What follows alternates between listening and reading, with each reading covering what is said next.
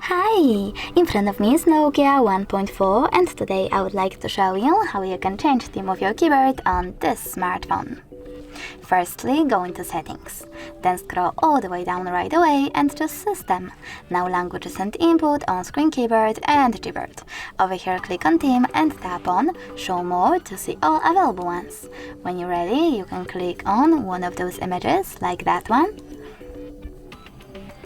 Click on the switcher next to keyboarders to turn them off or on and tap Apply.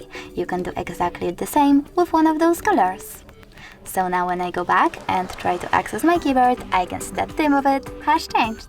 Thanks so much for watching. If you enjoyed this video, leave a like, comment and definitely subscribe.